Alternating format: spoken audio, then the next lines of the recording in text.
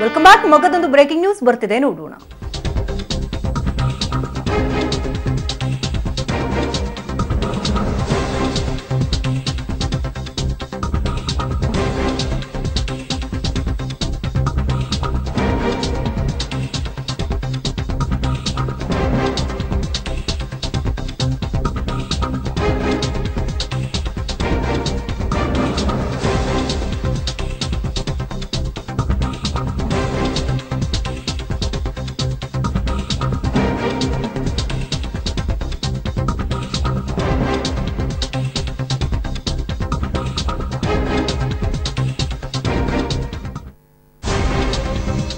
ಲೋಕಸಭಾ ಚುನಾವಣಾ ದಿನಾಂಕ ಘೋಷಣೆ ಆಗೋಕೆ ಕೇವಲ ಬೆರಳೆಣಿಕೆ ದಿನಗಳಷ್ಟೇ ಬಾಕಿ ಇದೆ. ಇದರ ಬೆನ್ನಲ್ಲೇ ಲೋಕಸಭಾ ಸೀಟು ಹಂಚಿಕೆ ಹಿಂಗಾರದ ಸಮನ್ವಯ ಸಮಿತಿ ಇನ್ನೇನು ಕೆಲವೇ ಕ್ಷಣಗಳಲ್ಲಿ ಪ್ರಾರಂಭ ಆಗುತ್ತೆ. ಒಂದು ಕಡೆ ಮಂಡ್ಯ ಲೋಕಸಭಾ ಚುನಾವಣೆಗೆ ಸ್ಪರ್ಧೆಯಲ್ಲಿ ಸಾಕಷ್ಟು ಜಿದ್ದಾಜಿದ್ದಿನ ಕಣವಾಗಿ ಹೋಗಿದೆ. ಈಗಾಗಲೇ ದೊಡ್ಡಗೌಡರು ಮೊಮ್ಮಗ ನಿಖಿಲ್ ಸ್ಪರ್ಧೆ ಖಚಿತ ಅಂತ ಸ್ಪಷ್ಟಪಡಿಸಿದ್ದಾರೆ ನಿನ್ನೆಯಷ್ಟೇ. ಆದರೆ ಇತ್ತ ಸುಮಲತಾರು ಕೂಡ ನಾನು ಸ್ಪರ್ಧೆ ಮಾಡೇ ತೀರ್ತೀನಿ, ಕಾಂಗ್ರೆಸ್ನಿಂದ ಅವರು ಈಗಾಗಲೇ ಅಪೇಕ್ಷಿತರಾಗ್ತಾರೆ, ಈ ಬಾರಿ ನಾನು ಚುನಾವಣೆಗೆ ನಿಲ್ತೀನಿ ಅಂತ. ಆದರೆ ಮೈತ್ರಿ ಸರ್ಕಾರದಿಂದ ಯಾವುದೇ ರೀತಿಯ ಇನ್ನು ಸ್ಪಷ್ಟ ಚಿತ್ರಣ ಮಾತ್ರ ಸಿಗ್ತಾ ಇಲ್ಲ. ಒಂದು ಕಡೆ ನಿಖಿಲ್ ಕುಮಾರಸ್ವಾಮಿ ಸ್ಪರ್ಧೆ ಮಾಡೋದು ಬಹುತೇಕ ಖಚಿತ ಅಂತ ಹೇಳಲಾಗ್ತಾ ಇದೆ.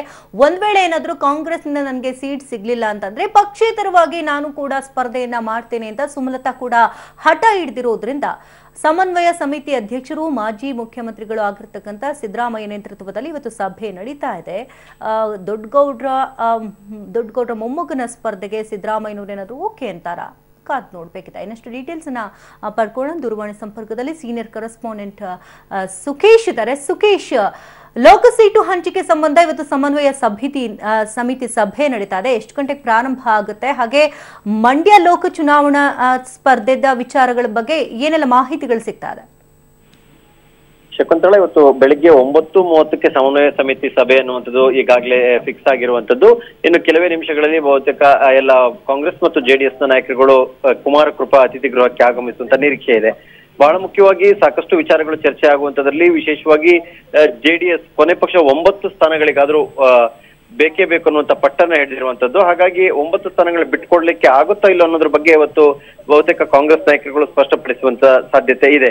ವಿಶೇಷವಾಗಿ ಆಸಕ್ತಿ ವಹಿಸಿರುವಂತದ್ದು ಅಥವಾ ಕುತೂಹಲ ಕೆರಳಿಸಿರುವಂತ ಬೆಳವಣಿಗೆ ಅಂದ್ರೆ ಮಂಡ್ಯ ಲೋಕಸಭಾ ಕ್ಷೇತ್ರದ ವಿಚಾರಕ್ಕೂ ಸಂಬಂಧಪಟ್ಟಂತೆ ಸುಮಲತಾ ಅಂಬರೀಶ್ ಅವರು ನಾವು ಈಗಾಗಲೇ ಸ್ಪರ್ಧೆ ಮಾಡುವ ಘೋಷಣೆಯನ್ನು ಕೂಡ ಮಾಡಿದ್ದು ಮತ್ತು ಕಾಂಗ್ರೆಸ್ ನಲ್ಲೂ ಕೂಡ ಅವರಿಗೆ ಟಿಕೆಟ್ ಕೊಡಿಸುವ ಬಗ್ಗೆ ಆಸಕ್ತಿ ಇದೆ. ಅವರಿಗೆ ಟಿಕೆಟ್ ಅನ್ನ ಕೊಟ್ರೆ ಬಹುತೇಕ ಗೆಲ್ತೀವಿ ಎನ್ನುವಂಥದ್ದು. ಆದ್ರೆ ಮೈತ್ರಿ ಸೂತ್ರ ಪಾಲನೆ ಮಾಡ್ಬೇಕಾದಂತ ಸಂದರ್ಭದಲ್ಲಿ ಜೆಡಿಎಸ್ ತನಗೆ 7 MLAಗಳಿರ್ತಕ್ಕಂಥ ಮಂಡ್ಯವನ್ನು ನಮ್ಗೆ ಬೇಕು ಅನ್ನುವಂತ ಒಂದು ಬಿಗಿ ಪಟ್ಟನ್ನು ಹಿಡಿದ್ರೆ ಅನಿವಾರ್ಯವಾಗಿ ಕಾಂಗ್ರೆಸ್ ಅದನ್ನ ಬಿಟ್ಕೊಡುತ್ತೆ. ಬಿಟ್ಟು ಕೊಟ್ಟ ನಂತರದಲ್ಲಿ ಸುಮಲತಾ ಅವರ ಸ್ಪರ್ಧೆ ಎಲ್ಲಿಂದ ಅನ್ನುವಂಥದ್ದು ಕೂಡ ಕುತೂಹಲಕಾರಿ. ಮತ್ತು ಅಲ್ಲಿ ಏನೇ ಹೇಳಿದ್ರು ಕೂಡ ಸಹಜವಾಗಿ ಮೈತ್ರಿಗಳ ನಡುವೆ ಜಿದ್ದಾಜಿದ್ದಿ ಅಂದ್ರೆ ಕಾಂಗ್ರೆಸ್ ನಲ್ಲಿ ಇದ್ದಂತ ಸುಮಲತಾ ಇಂಡಿಪೆಂಡೆಂಟ್ ಆಗಿ ಸ್ಪರ್ಧೆ ಮಾಡಿದ್ರು ಕೂಡ ಕಾಂಗ್ರೆಸ್ನವರು ಕೂಡ ಹಿನ್ನೆಲೆಯಿಂದ ಸಪೋರ್ಟ್ ಮಾಡ್ತಾರ ಅನ್ನುವಂಥದ್ದು ಕೂಡ ಗೆದ್ದಿರುವಂತ ಕುತೂಹಲ. ಶಕುಂತಳ, ಸುಖೇಶ್ ತಮ್ಮ ಡೀಟೇಲ್ಸ್ಗಾಗಿ. ಒಂದು ಕಡೆ ಕಾಂಗ್ರೆಸ್ ಜೆಡಿಎಸ್ ಸಮನ್ವಯ ಸಮಿತಿ ಸಭೆ, ಆದ್ರೆ ಆತ ರಬಲ್ ಸ್ಟಾರ್ ಅಂಬರೀಶ್ ಪತ್ನಿ ಸುಮಲತಾ ಮಂಡ್ಯದಲ್ಲಿ ಸಾಕಷ್ಟು ಆಕ್ಟಿವ್ ಆಗ್ತಾ ಇದ್ದಾರೆ. ಇವತ್ತು ಕಾಂಗ್ರೆಸ್ ಮುಖಂಡರು ಹಾಗೆ ಕಾರ್ಯಕರ್ತರೊಂದಿಗೆ ಚರ್ಚೆ ಕೂಡ ನಡೆಸ್ತಾರೆ.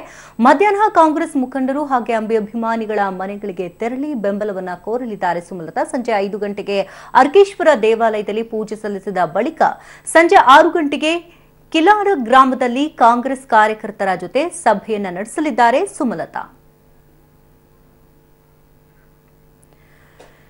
ಸಂಜೆ 6 ಗಂಟೆಗೆ ಕೈ ಕಾರ್ಯಕರ್ತರು ಹಾಗೆ ಅಂಬಿ ಅಭಿಮಾನಿಗಳ ಜೊತೆ ಸುಮಲತಾ ಅವರು ಮಾತುಕತೆಯನ್ನ ನಡೆಸಲಿದ್ದಾರೆ. ಲೋಕಸಭಾ ಚುನಾವಣೆಗೆ ಸ್ಪರ್ಧೆಯ ವಿಚಾರವಾಗಿ ಅವರುಗಳ ಜೊತೆ ಚರ್ಚೆ ಕೂಡ ನಡೆಸಲಿದ್ದಾರೆ. ಮತ್ತೊಂದು ಕಡೆ ನಿಖಿಲ್ ಕುಮಾರಸ್ವಾಮಿ ಸ್ಪರ್ಧೆ ಮಾಡೋದು ಬಹುತೇಕ ಖಚಿತ ಅಂತ ದೊಡ್ಡಗೌಡರು ಕೂಡ ಹೇಳಿದ್ದಾರೆ. ಹಾಗಾಗಿ ಇವತ್ತಿನ ಸಮನ್ವಯ ಸಮಿತಿ ಸಭೆತ ಎಲ್ಲರ ಚಿತ್ತ ಹರಿದಿರುವಂತದ್ದು. ಇತ್ತ ಮಂಡ್ಯದಿಂದ ಇನ್ನಷ್ಟು ಡೀಟೇಲ್ಸ್ ಅನ್ನ ಕಲೆ ಹಾಕೋಣ. ದೂರವಾಣಿ ಸಂಪರ್ಕದಲ್ಲಿ ಸಂತೋಷ್ ಇದ್ದಾರೆ. ಸಂತೋಷ್, ಒಂದು ಸಕ್ಕರೆ ನಾಡಲ್ಲಿ ಕಂಪ್ಲೀಟ್ ಆಗಿ ಫುಲ್ ಆಕ್ಟಿವ್ ಆಗಿದ್ದಾರೆ ಒಂದ್ ಕಡೆ ಸುಮಲತಾ, ಬಟ್ ಇನ್ನು ಕಾಂಗ್ರೆಸ್ ನಲ್ಲಿ ಒಳ ಸಂಘರ್ಷ ಜಾಸ್ತಿ ಆಗ್ತಾ ಇದೆ. ಆದ್ರೆ ಜೆಡಿಎಸ್ ಕಡೆಯಿಂದ ಈಗಾಗಲೇ ನಿಖಿಲ್ ಕುಮಾರಸ್ವಾಮಿನೇ ಸ್ಪರ್ಧೆ ಮಾಡೋದು ಖಚಿತ ಅಂತ ದೊಡ್ಡಗೌಡರು ಹೇಳ್ತಿದ್ದಾರೆ. ಸೊ ರಣಾಂಗಣ ಯಾವ ರೀತಿ ರಂಗೆ ಎತ್ತಿದೆ?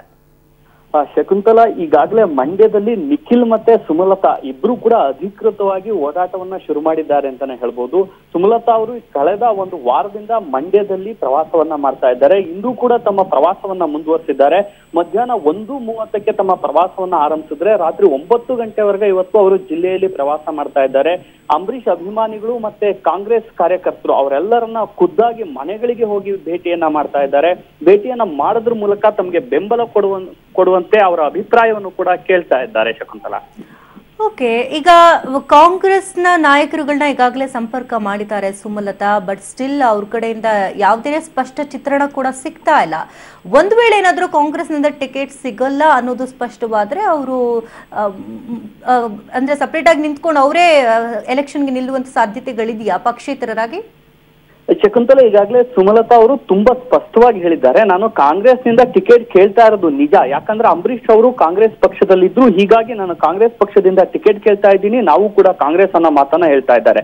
ಅದ್ರ ಜೊತೆಗೆ ಇನ್ನೊಂದು ಮಾತನ್ನ ತುಂಬಾ ಕಡಾಖಂಡಿತವಾಗಿ ಹೇಳ್ತಾ ಇದ್ದಾರೆ, ಕಾಂಗ್ರೆಸ್ ಪಕ್ಷ ನನಗೇನಾದ್ರೂ ಟಿಕೆಟ್ ಕೊಡ್ಲಿಲ್ಲ ಅಂದ್ರೆ ಅಭಿಮಾನಿಗಳು ಏನನ್ನ ಹೇಳ್ತಾರೆ ಅದನ್ನ ನಾನು ಕೇಳ್ತೀನಿ, ಪಕ್ಷಕ್ಕಿಂತ ನನಗೆ ಅಭಿಮಾನಿಗಳ ಮಾತು ಮುಖ್ಯ, ಹೀಗಾಗಿ ಅಭಿಮಾನಿಗಳು ಪಕ್ಷೇತರರಾಗಿ ನಿಂತ್ಕೊಳ್ಳಿ ಅಂತ ಹೇಳಿದ್ರೆ ನಾನು ಖಂಡಿತವಾಗ್ಲೂ ಪಕ್ಷೇತರವಾಗಿ ಸ್ಪರ್ಧೆ ಮಾಡ್ತೀನಿ ಅಂತ ಹೇಳಿ ಸುಮಲತಾ ಈಗಾಗಲೇ ಅಧಿಕೃತವಾಗಿ ಹೇಳ್ಬಿಟ್ಟಿದ್ದಾರೆ.